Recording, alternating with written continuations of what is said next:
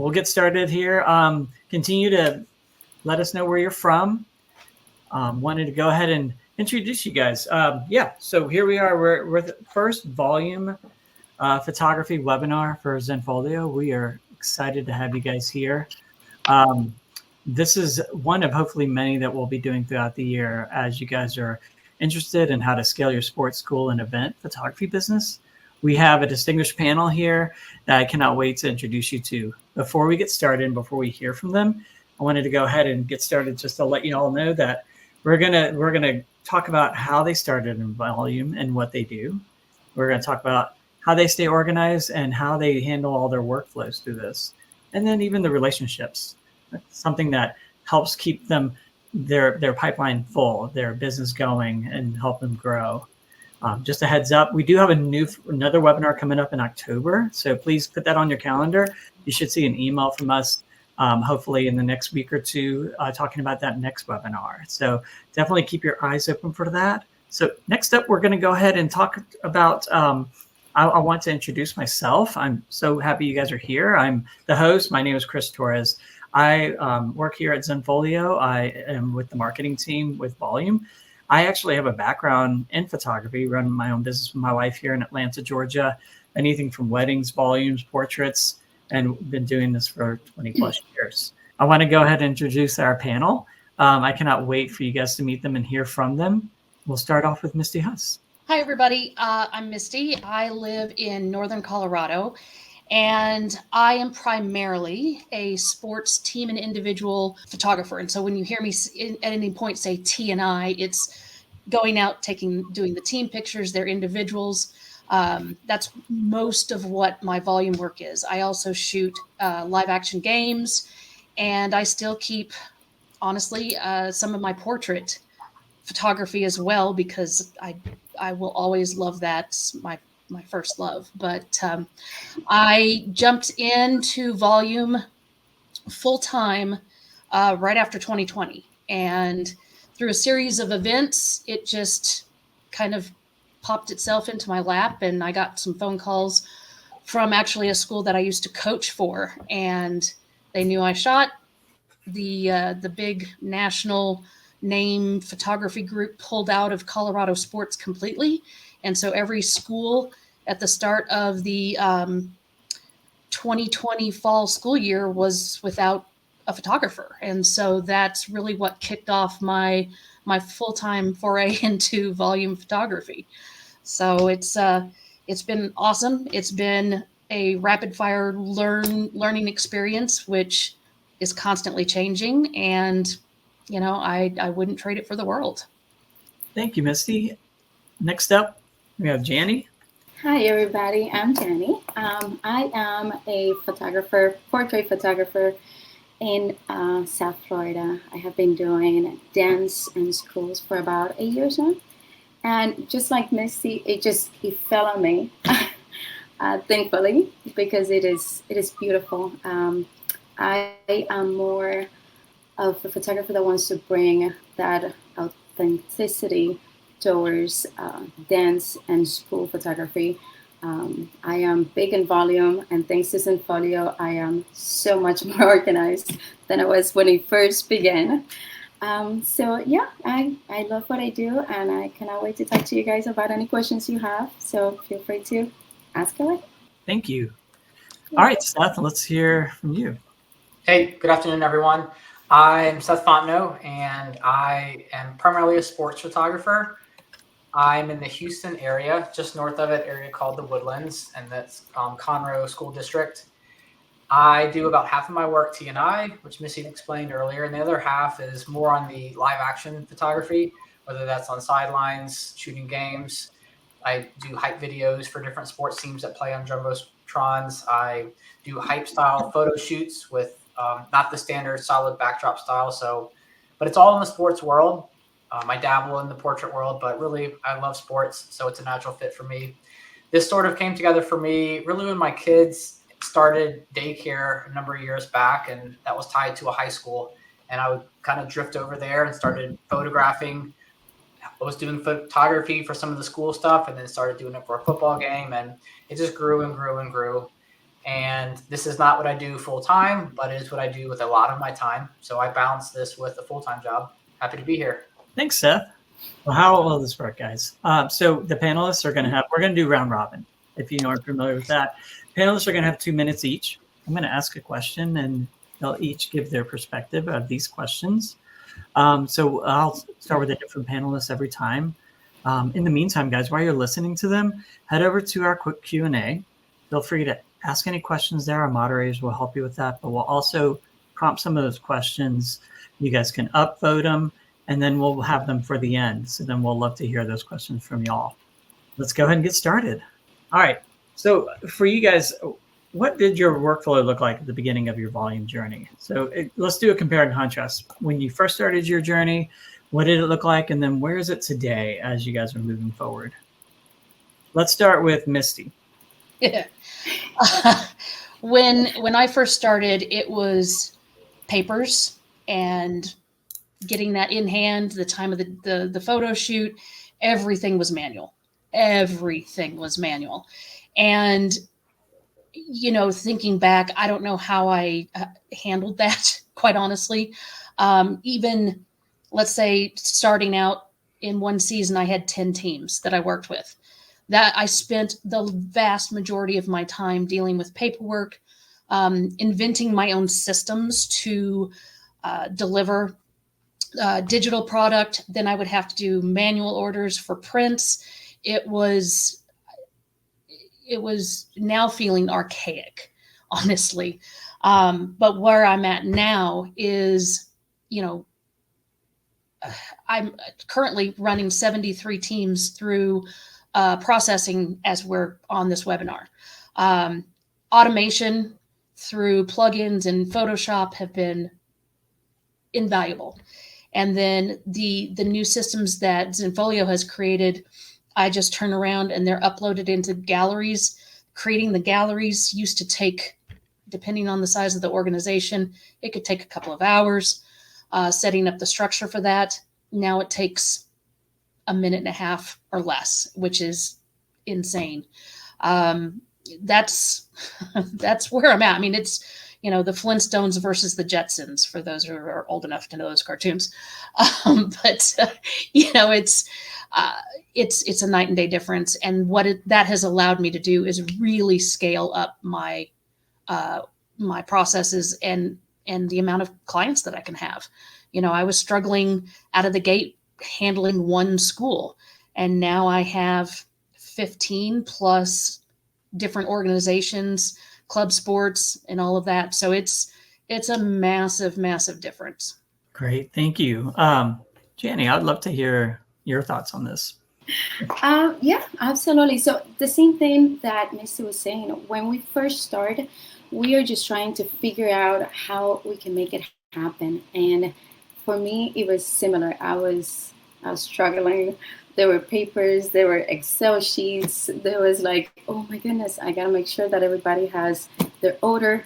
I first began with dance studios. And the dance studios are amazing, but it can get intense, especially when you're taking the photos, going from taking photos of your little tiny dancers to delivering the orders, making sure the parents are choosing the right package. And I began this when Zenfolio was still classic. And back then, it was so much easier. I was like, oh, okay, I got this. And then we did that switch over to the new platform. And then I was like, oh, okay. It took a little bit for it to get to what it is now. And this past year has been just completely seamless. It's been truly amazing. You guys worked so hard on making it easier for us. And right now, I think one of my favorite things that we're doing is that you could just have the parents or the dance studios do their own registration. And then I don't have to do anything. They can find the photos, they can find everything, they can place their order, go straight to my lab, and then straight to them. And that's it. Life is so much better.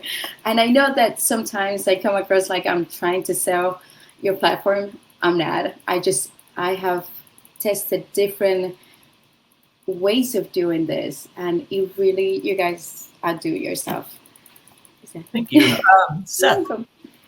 Yeah, same comments in terms of seemingly very archaic ways of managing people and organizing who's getting what and who's paid for what.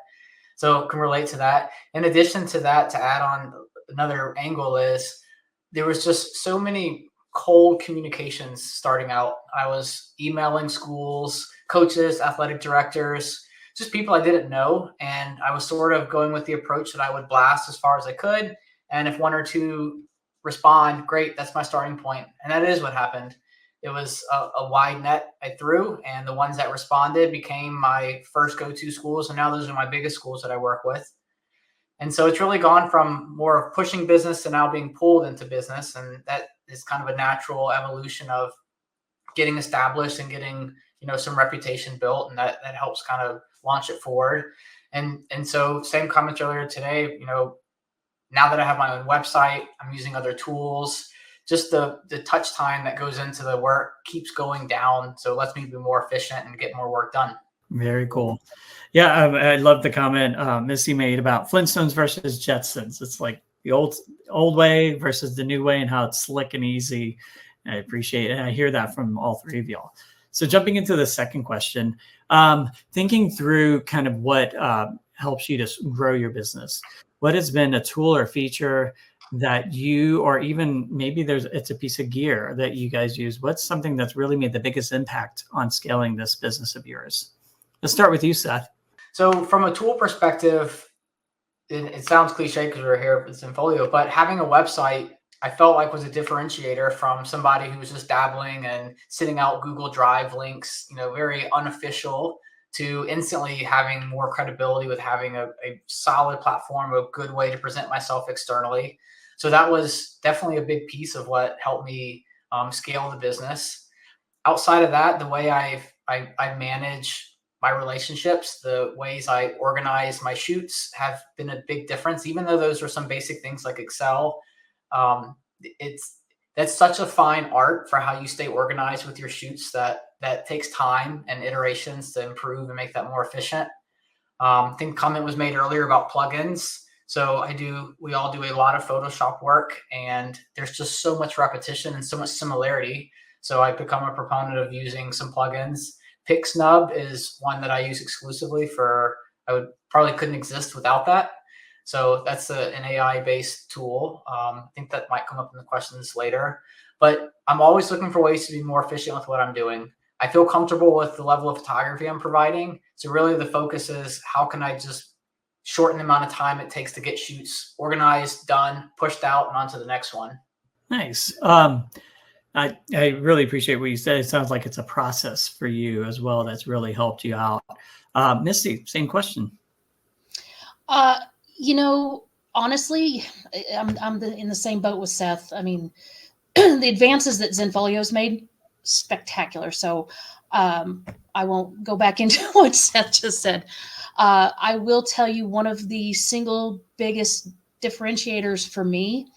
I live in Colorado, and our weather is notorious for being 70 one day, 3 feet of snow the next, 60, 100. I mean, we're all over the place. Wind is always an issue. Last year, I decided to make an investment, a very hefty investment, and my husband and I bought a 40-foot enclosed car hauler. We had it spec'd out for us here, and I've actually turned it into a dual portable mobile studio.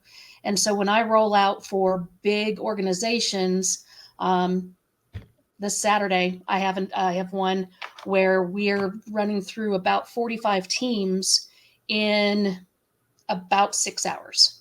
And that enables me to have complete and total control of my lighting, the environment, and it's just constant.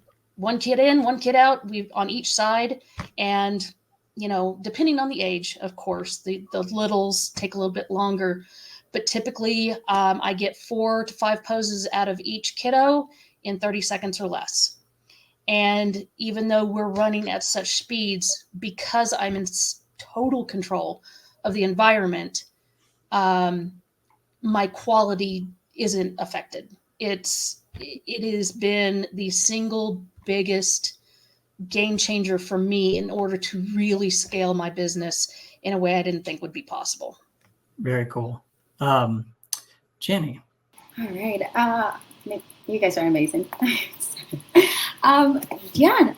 For me, it has just been really the networking for me. I love going over to the dance studios. I create, that relationship that makes it easier.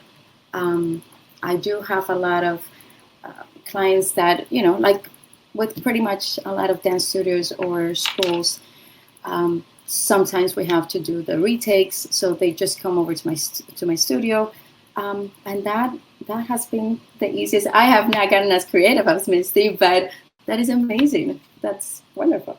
Thank you. Yeah, I appreciate each of you had a different perspective on that, and how much there was the part that Misty decided to differentiate yourself by having this tool, this trailer, to be able to call car hauler, to be able to really push yourself beyond being dictated by the weather. It's neat to hear how each of y'all have something unique to that. All right, so question 3. Before we started the webinar, we were talking a little bit about how we market, but then also the important part comes up, like, how are you guys retaining your clients? What are you doing? What are those strategies for these volume dance or school or sports shoots that you're doing to keep those clients happy and thriving? So Jani, let's start with you. All right, thank you. So I am big on rewarding the people that I work with.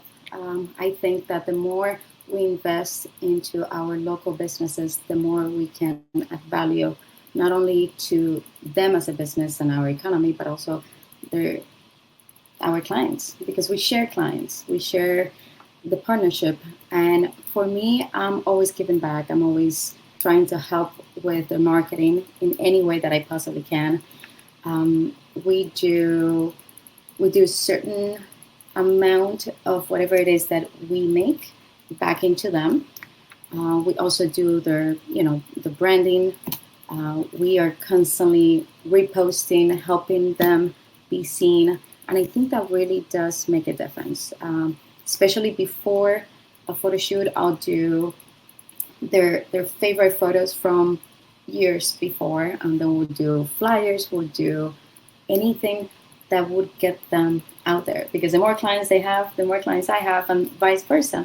So that's how I go about pretty much all of it: schools, personal, and then studios. Thank you. Yeah, that was really neat. I love that, how you set yourself apart by giving back. Seth. So one of the things I think about is it might be more of a strategy to not lose clients, but being reliable and just delivering on a regular basis. Once a school is confident in you, even if someone else comes knocking on the door and kind of testing the waters, schools don't want to move and go through the hassle of getting to know somebody again. So, I try and make that easy for them to want to stay with me by just making sure I'm consistently delivering and being, having a reliable reputation. Another thing I do is, especially with the high schools, I really try to be part of the team's culture and that school's culture. I consider myself we when I'm on the sideline. I'm invested in that school as far as like, I want my team to win. I'm on the sideline. I'm talking to the coaches. I know them. I know the players. So like, I'm excited about when that team's doing well. I'm upset when the team's not doing well. So I like to try and become a part of that organization. And the more you can be considered kind of like a part of them, that helps with the natural retention, because you start to be seen as a photographer who's also just kind of part of the sideline family. So try and get into their culture with them. Wow, thank you. Thank you very much, Misty. I agree with both of my colleagues here and do those as well. One of the things that I feel is unique to me is I have been involved in sports literally all my life. I was an athlete, had a college scholarship for tennis, became a parent. My kids played sports. I coached from little kids through varsity high school. I ended up becoming a local, state, and national administrator. So when I go to somebody new and I'm talking through the different, what makes me different, I understand every single pain point that an organization can have, from the parents to the coaches to the administrators. Administrators hate dealing with extra things. The more you can take off their plate, the better it is. Coaches, and this is funny coming from me, the photographer, coaches hate photo day. They hate it. It's time away from practice. They're like, just get it done and get it over with. And the fact that I do the composite photography and it is so fast, all of my coaches know they can get in, they can get their kids out, they're not waiting around, and they can still go have a sizable practice once photos have been taken. And then from the parent standpoint, they go to my website, they can proof the images, they make the purchase there, prints get shipped to their home, digitals come directly to them. I don't touch it. They don't have to track it down. And I can't tell you how many times in the past when I first started and was hand delivering those prints to the school, I would get calls from the parent, where's my kid's picture? Well, I gave it to the coach. Coach will say, I didn't get it. And then 2 or 3 weeks later, I found it in my backpack. So all of those pain points have basically been eliminated by the processes that I have been able to put into play. And that, trust me, when you're talking to a new organization, a coach, whatever level you're stepping into, if you can address all of those pain points and provide a really great solution, I mean, that's an immediate win. I really appreciate how each of you had a different approach, and it speaks to what you've experienced and how you are wanting to connect. And I love that each of y'all have a different approach to connecting with you, and that in terms makes those clients of yours feel appreciated, valued, and they keep coming back. And one thing I'll just mention real quick to everybody here is that just like they figured out what works for them, you each have something unique as well. So this is a very, very good feedback, guys. That was nice. Okay, so we're rolling into number 4 here. So let's talk shoot day. What are you guys doing that you think that would kind of set you guys apart? Maybe some techniques or anything to keep the subject, the participant, the child, the athlete, and engaged with the shoot. It could be right there in front of you, or it could be the line of kids behind you. How are you guys keeping everything in order and engaged? Let's start with Misty again. Like I mentioned earlier, the trailer's a big thing. I will say one of the huge pluses of this is the coach comes in with their team. So I don't have parents coming in and out. It's the coach that sits in there as that other set of eyes, and also as somebody that the kid knows. So there's not the distractions. And I tell everybody on my team, we are circus leaders. And, every person that comes in, you have to have, especially the younger they are, the highest level of hype and enthusiasm and let's go and you're doing great and all of those things to keep it going. And so once, and especially once you've worked with a school and organization for a period of time, then you start to know the families, then you start to know the kids. I had a kiddo last week that I first shot him when he was 3-ish years old, and he was playing soccer and he was so little, and then he walked in and he's like almost as tall as me, which you guys don't know, but it's probably not saying much. But I said, oh my gosh, you've gotten so tall. And the parents, everybody just loves the fact that there's a sense of familiarity and a trust. But you do, and it can be, and nobody knows that you've been out there for 18 hours, it feels like, but you have to be on it every second, all the time, because you don't want anybody who steps in front of your camera to get less than your best. And when you are the one, or your team is the one that they see for that 30 seconds, the 5 minutes, whatever it is, they need to be getting your best. And so that's a big thing with me. I like that, managing the circus. going to take that. Let's move to Jani on this one. All right. Yeah, I love that. I love that you do the same thing. I think we're all kind of like in the same vibe, and I love that. For me, it's the same thing, either for daycares, either for elementary schools or the dance studios, which is what I do the most of. I don't usually allow parents in. There's always high energy, high music, especially for the dance studios.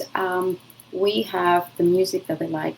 My dancers get to dance to whatever it is. I give, and I know sometimes, I get yelled for this, but I like to give them the time, because these are images that it's not just something that you're just going to put away. This is something that they're going to come back to 10, 20 years from now and look at that. And I always think that it is so important to have them see themselves. Because I don't know about you guys, but photos that I have when I was like 13, 14, it's like, who is that? Hoodie over him, like completely shielded. I want to give them something that they see themselves, something that they say, oh, I remember doing this. I remember how much I loved it. So for me, the same thing as with Misty, high energy. Everybody's on board for this. We have fun. And it's more than just a photo shoot. It is a memory. It is an experience that when they walk out of there, either mom, dad, grandparents, anybody that is around, they remember the moment. And then they have these beautiful images to keepsake forever, and I love that. So that's how I do it. Very cool. I like that energy that you bring to it and the music. That's pretty neat. Seth, what techniques do you do? So big fan of the music too. I carry a pretty heavy speaker around, and that's how I'm committed to this. And I have music going from when I'm setting up light stands, like before kids even show up. I want to be in the right mindset too. I have to meet them where they're at. So that helps set the stage. Learning playlist for the right audience gets harder as we get older, because we are less in touch with the high school age.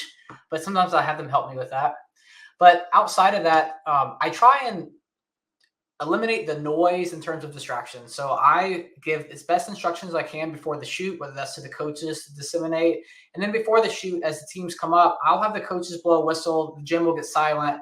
I'll walk them through what their 30 seconds of fame looks like up there.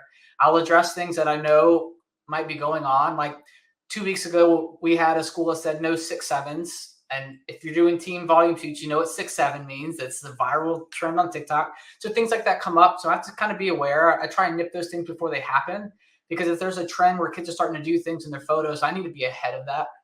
So that's one example of how I'm kind of reducing the noise and distractions.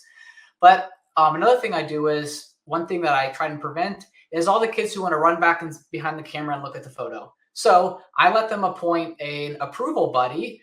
This is mainly girls, where they say, pick a friend up before you go up there. Your friend will give you a thumbs up. I'm tethered to an iPad. The line behind me can see the photos. They cheer on when they like the photos. It gets the people's confidence up. But that's another way to kind of keep things flowing, but also make them feel like they're not walking away scared that they don't know what they just did.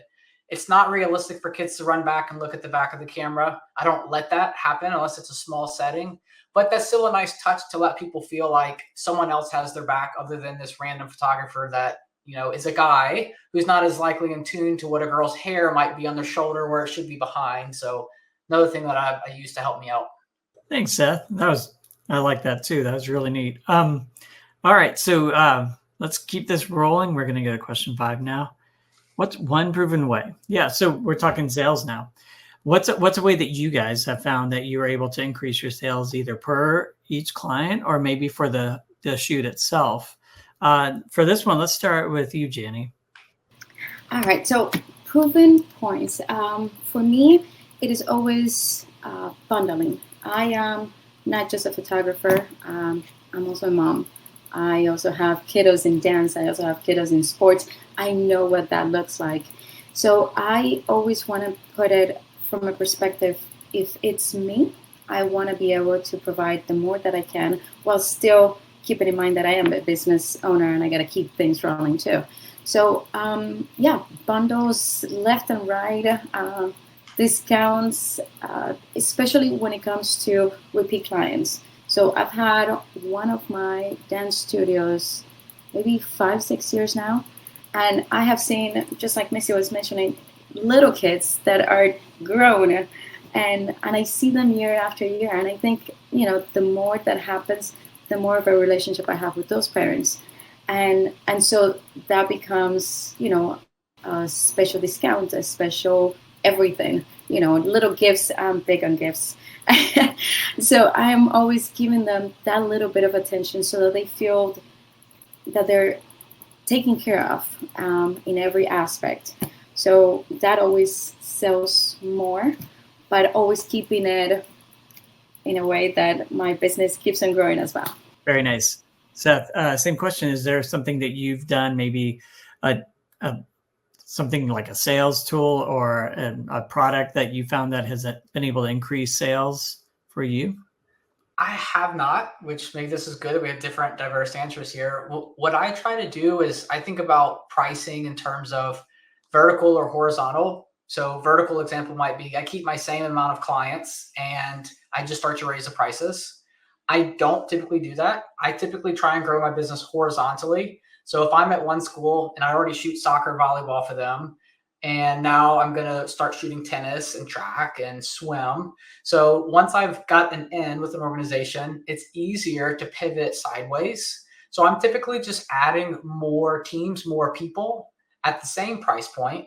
But one thing I have done as supply demand curve naturally exists, I start to have minimals in terms of I won't do a shoot for 30 kids. That's not worth the setup for me. I will tell schools like I need a program that is a certain size to kind of make it work out and logistics to be worth the time. So I've started to kind of keep bringing the floor up for the overall size of a shoot. I used to just take anything and everything, but the amount of time to set up 4 lights and a backdrop and unload and throw your back out and load your car and unload your car, that's just not worth doing it for a certain amount of kids. So I've just started raising that up naturally as the demand goes up, that I feel comfortable doing that. Awesome. Thank you. Yeah, I love how you did a different angle there. Misty, I'd love to hear your thoughts. I'm with Seth, especially on the horizontal growth. But for me, just to add a different perspective, one of the things that I've done is adding multiple poses. And, I don't know how you guys are. The actual team photos aren't as important to people as multiple pictures of their child. So when I'm offering 4 or 5 different poses that are super cute, that are fun, whatever the age bracket kind of denotes, that is where I have seen my average sale go from, let's say, 40 to 65 or 70. And that, on an average, that level of increase is insane when you haven't really changed up anything else. But just that simple fact that you are offering them multiple poses and pictures, and make it hard for them to pick just one. Make it really about the kids, especially the older they get. I have so much fun with my high schoolers, especially these teams that I've worked with for years. I mean, they get into it and they're comfortable with me. They also know that I'm going to keep things. Our rule is don't make your mother or grandmother call me, because that's not going to be good for either one of us. But I let them have that freedom to have fun. And it really has increased sales to a level that I was a little shocked after last year and implementing some new changes like this. And so this year, our economy's, it is what it is. And the fact that parents are buying more than less is been awesome. Very cool. I like that multi-pose, adding more choices to grow that. All right. Last question. This one's, as we all know, we're not just entering an AI-driven era, we are in an AI-driven area. So love to hear from you guys. Let's talk about how AI might be, if it is already, or if you're planning on implementing AI to shape the way you do business. How are you also taking the two balance, like AI-driven business, technology embrace, and then also that need for personal connection? Seth, let's start with you on this one. Sure. This is where my 2 lives overlap, because I work in the tech side. In general, my philosophy on AI is things aren't as bad or as great as you might think they are in the space. That helps us kind of ground you. I try to take the approach, I'm going to look for where AI might help my photography business and not overly worry about how it might threaten or hurt it. I think there's quite a bit in the photography community who think AI might make somebody shooting with a Canon Rebel on the sideline at a night football game all of a sudden look like they're shooting with a $10,000 camera. I don't think we're there yet, but that is an angle that people probably fear, how AI might, compete against photography. But again, focusing on the positives, I mentioned that plugin earlier. It's called PixNub, and that does a lot of auto extraction. It does the automation where it's adding layering for my graphics, where I will do, text overlays, school graphics, background coloring. So that is running off AI models where it's doing image recognition and subject detection. I'm a huge fan of when all the Adobe products started allowing you to do masking on subjects. And then I even do them on, like for cheer, I'll do them where I'm selecting skin and I'll have a different set of settings I will apply to skin versus the overall subject and then the background. So those are, I think people are so used to that. But before that, it's such a radical difference of how easy you can use some of these tools now to isolate your editing workflows. So I think that that's going to only improve, where I think prompting probably will come into play more and more, where we will issue a prompt and then have a more multi-step workflow that's triggered off of a prompt. But again, I think these things just make our jobs faster. I have no intention of letting AI stand in the way of my connections with people. I don't want to change how I communicate. I don't want to change how I present myself. I just want to use AI to make my editing faster. That's kind of my angle on AI.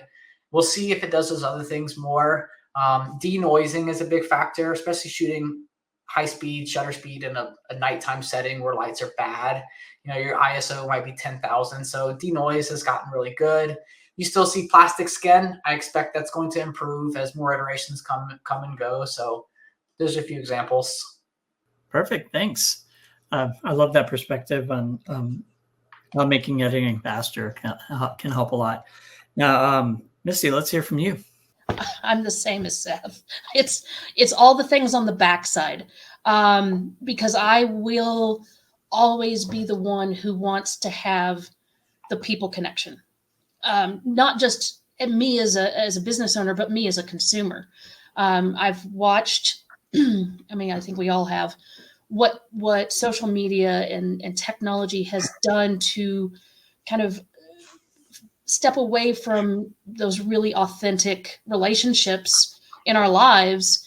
I am starting to see a resurgence of people wanting to come back more to the human connection. And I think with most things, you're going to have an ebb and flow. That pendulum's going to swing, something new is going to come out and everyone's going to go over here and run to it and embrace it. And then they're going to go, oh, but wait, I kind of miss this. So for me, it's being able to go out and talk to the organizers, standing there, joke with the coaches, talk to the kids about their game last night.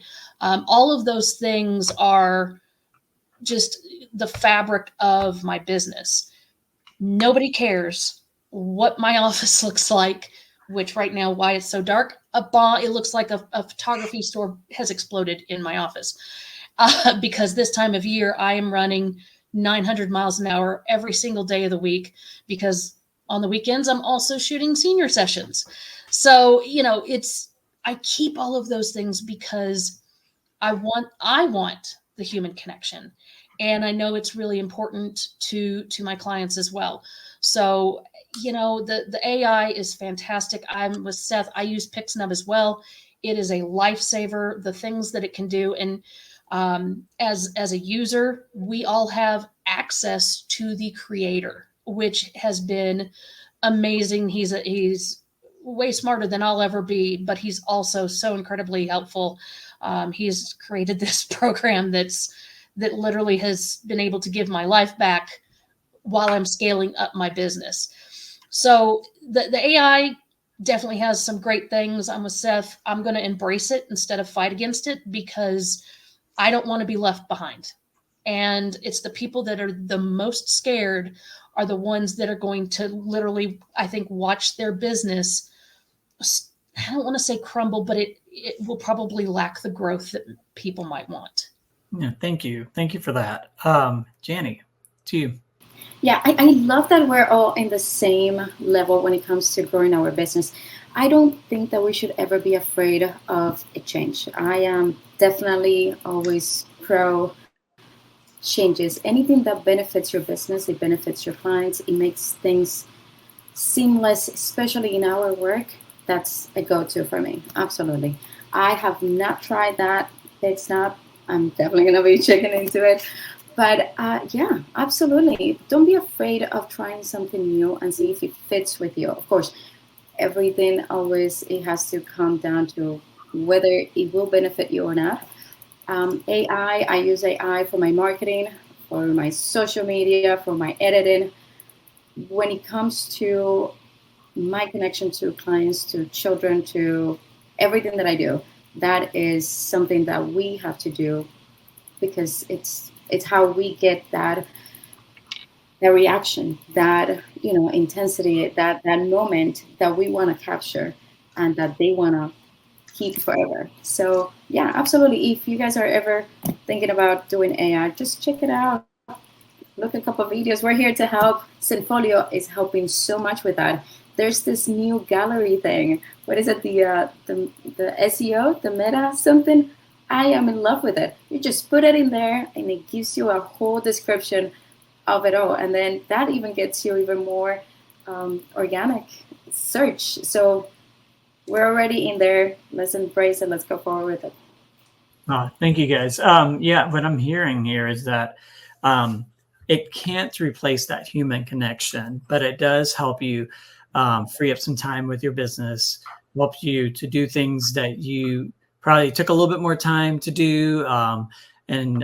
Like I think, Jenny, you mentioned that the SEO part of what it does on the back end for you and Zenfolio to be able to give you SEO wording and all, it helps free up some time. So thank you guys for sharing. Yeah, so now we're going to move on to question and answers.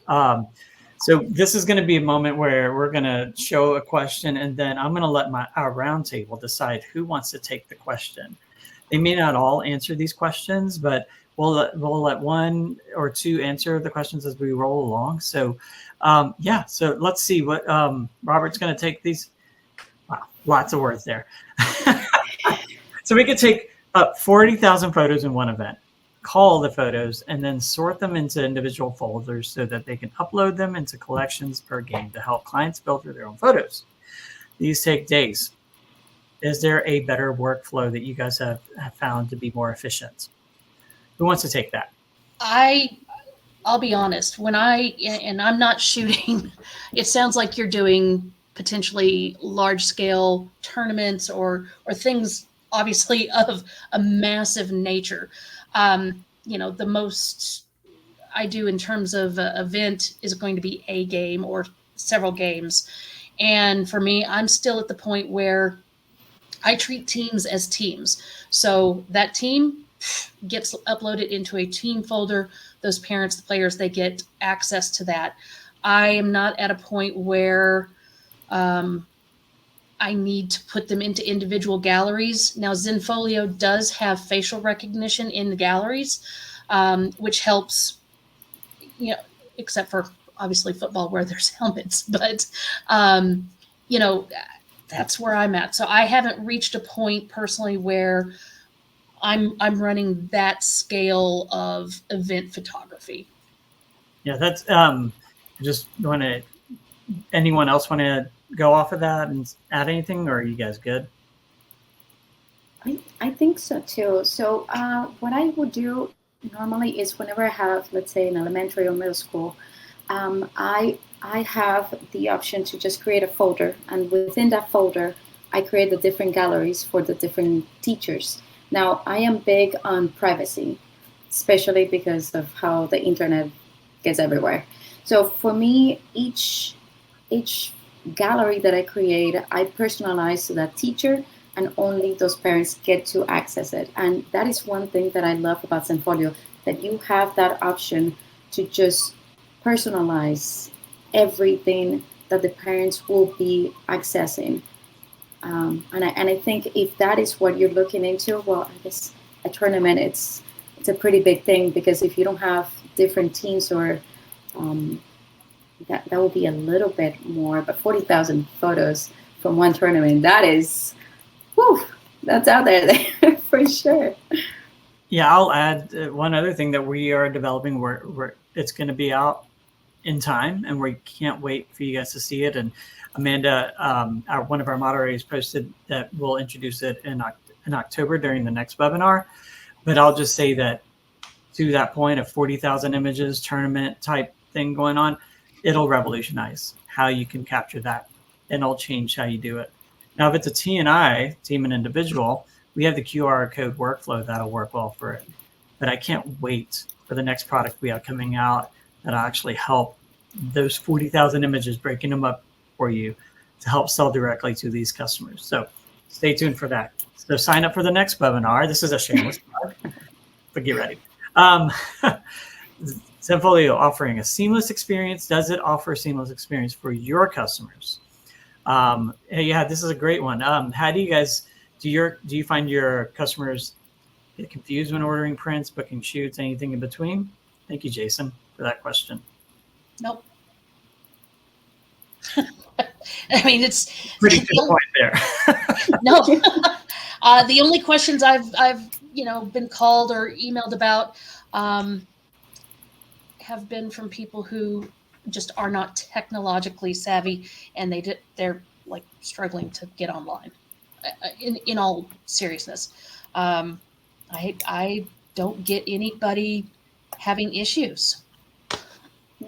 Yeah, I think the wording of that question is interesting, because I think it's true. The seamless experience is offered. I don't think that always translates into being received seamlessly.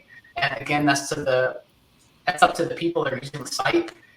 Some examples of hiccups I sometimes encounter are, I will have bundles in there for buying 2 digitals for a lower price, 3 digitals for a lower price.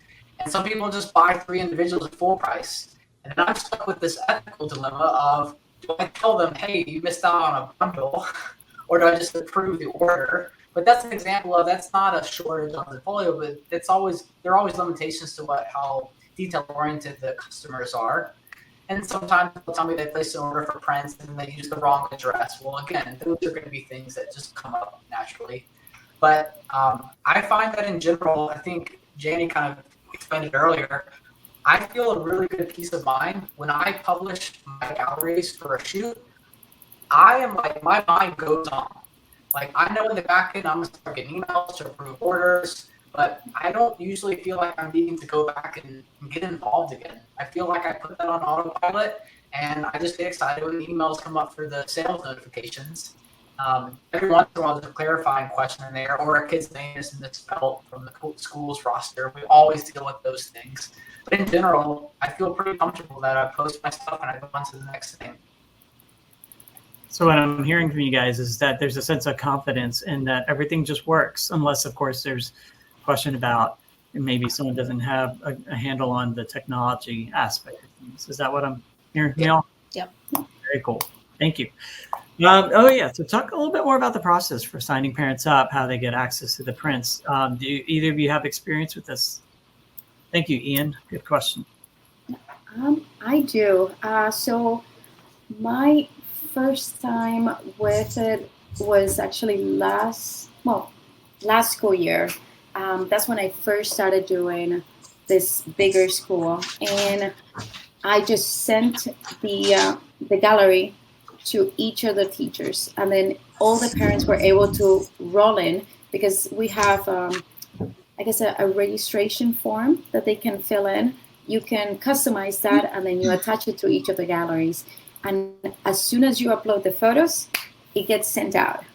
And then they get it, and then they go in, and then they do what they need to do, and that's it. And one of the things that I love, because I also tried, what was it? It was photo day before I started with Zenfolio and doing this. And not to throw anything at them, they're amazing as well, but I love being able to approve an order, because I don't know about you guys, but I get a lot of clients or parents that will look at a full frame of the photo and not crop it out to the size that they want to. So sometimes, especially in dance, somebody might be losing their feet because they didn't do that. So with Zenfolio, I love that I get to approve it, to just double check to make sure before it goes into the lab and then it gets sent out immediately. And I think that alone, for me, it's amazing, because if I'm not doing it, my assistant is, and it makes for a lot of very happy parents. Very cool. Do you have any? Yep. Go ahead, Misty. Just to throw in, with my, especially my bigger organizations, I don't like single points of failure. I like double and triple redundancy. So, parents, they don't have to sign up with me. Everything is, they get the information after the fact. Because schools here don't want to give out their parent lists with emails and names. Most organizations don't want to either. That's also another pain point of an administrator of, well, let me get this thing together. So I shoot every kid. They walk up, whether they're going to buy or not, everybody gets their picture taken. With my outside of the school organizations, I actually hand every parent, or the coach hands this to every parent. I have cards. I have co-branded cards. This is one where the organization is listed as well as my information. On the back, they're all custom printed with a QR code, the gallery password, the actual UR link written out, because again, not everybody's there. And that gets handed out. Then emails go out from the organization. Hey, photos are ready. But because of Zenfolio's, some of the recent additions to the gallery settings, when parents get this card, they can immediately go to that gallery for the team, put in their information, and now I have a complete list given by them willfully that I can hit one button, say, hey, and it customizes to every person there. Your gallery's ready, sends them back in. I will tell you, like Jani had mentioned earlier, security of the kids is of the utmost importance. I will tell you very quickly, I, many years ago, had coached a young lady when she was young and knew the family. And I stopped coaching, started shooting, and I get this call from the mom, and she says, hey, I didn't get my daughter's information or to buy her pictures for the team. And I was like, oh, sure, here you go. I knew her. I knew the family. I got a call from the school. There was an order of protection against the mother. I was never informed. So I got dragged into lawyers' offices. I had to give a deposition. I will tell you guys how I function with that in mind now. This is my one contact. Obviously, the parents putting in their email as a contact. But if anybody, and I could know your name, if you email me or call me and say, hey, I lost Jani's gallery information. Every organization I work with has a master list of the links and the passwords. I defer the parent or the grandparent, whoever it is, back to the org. And this is a security thing, because they can authorize, they know who has permission to access a child's information. I do not. There is no way for me to know after the fact. So, and I have a very nice response, for safety of the kids. I cannot authorize that you are a parent or guardian. Please contact X at X to get that access. They have all that information. So, there's a multi-layers of security, but also, my touch points to get this information to the parents. I rarely have issues with people saying, I never got anything. Great, thank you.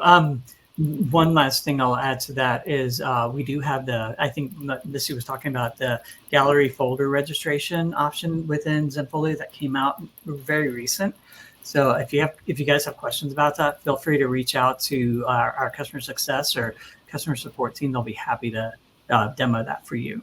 I think we have time for, we're at time, but I think we want to do one more question. So our moderator, Robert's going to show us the last question, and then we'll wrap up here. All right, this one's for Seth. All right, so someone that's not doing it full time, how do you manage the workload without? I understand this one fully. So yes, Seth, what do you think? If I give honest answers, it won't be good ones because I'm not doing a good job avoiding burnout.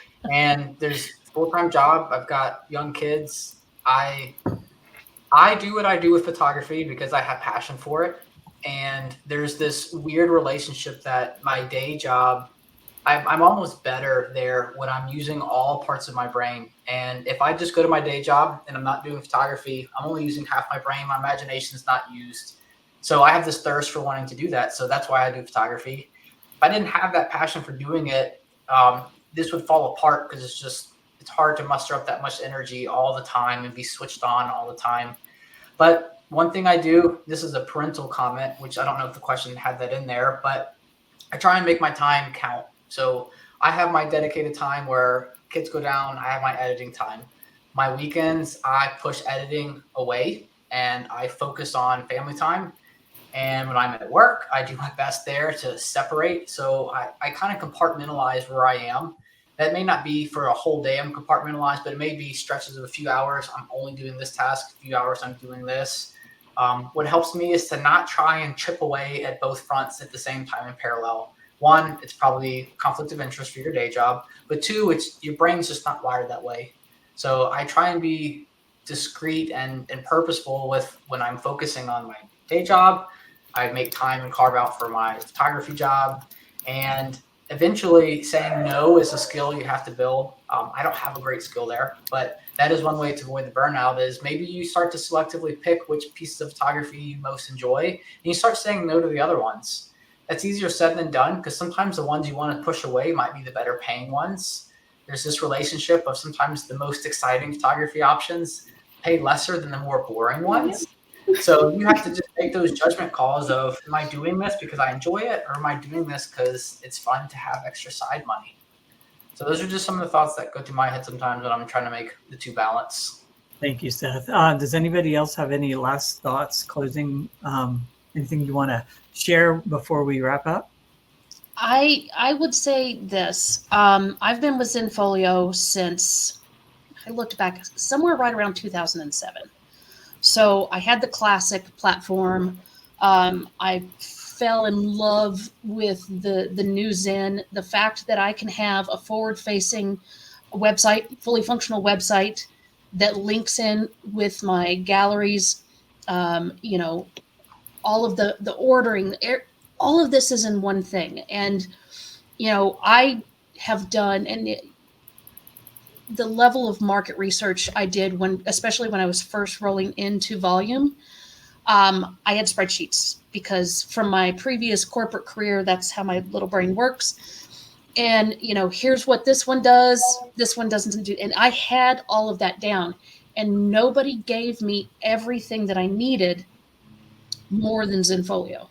And I will tell you, having the opportunity to work directly with Zenfolio from a volume perspective, to lend my voice to what we volume photographers deal with on a daily, the needs, the wants, and seeing them listen and bring forth some amazing new technologies and what's coming down the pike, guys, it's going to be awesome. It already is awesome. The steps they've taken in a very short amount of time is amazing. So seriously, talk to Phil, who's out there in the ether somewhere listening. He can walk you through everything, answer those questions. It's your business, it's your livelihood. Hopefully, if it's not full-time, part-time, giving you that extra lift financially, but also to keep your time to a minimum on the back end. And, I know it sounds like a big commercial, and no, I'm not being paid to say that, but I'm a huge advocate for my partners at every single level of my business, if someone's doing a great job, I'm going to advocate for them because it's that important. And if you're new to Zenfolio, check them out. Talk to Phil. I can't say enough good things after all these years. Well, that's a good note to end on. Yeah, so if you guys are interested in learning more about what we have for volume, please visit us. Zenfolio.com. Sports and events is the web link for that. It will take you to you can book a demo with Phil, like what Misty was saying, or anybody from our customer success team that can walk you through, show you what these tools look like to help you maximize your time back and be able to free up and even hopefully earn more money along the way. Obviously, we want you guys to maximize and figure out what your definition and achieve what your definition of success looks like.